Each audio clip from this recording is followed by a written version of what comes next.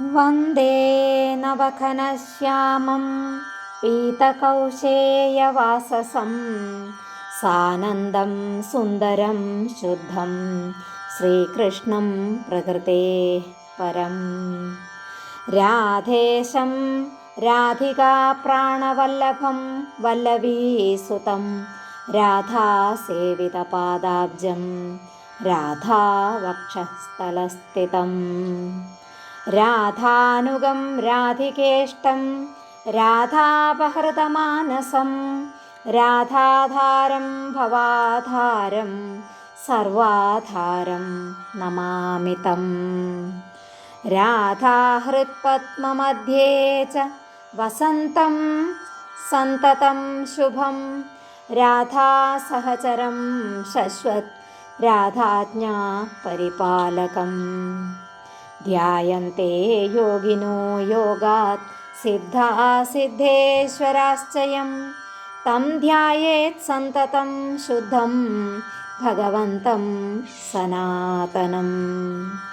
सेवन्ते सततं सन्तो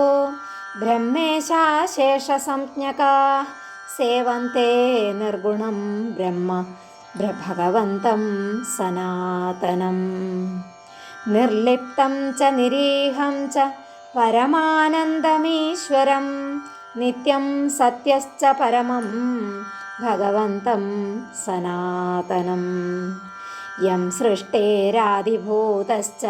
सर्वबीजं परात्परं योगिनस्तं प्रपद्यन्ते भगवन्तं सनातनं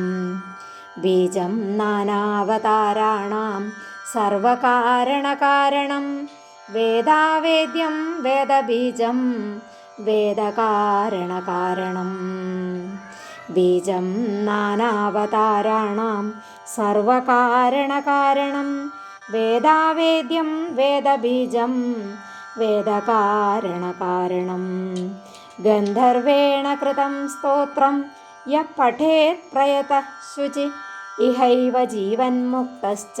परं याति परां गतिम्। ॐ श्रीगुरुभ्यो नमः। ॐ श्रीगुरुभ्यो नमः। ॐ श्रीगुरुभ्यो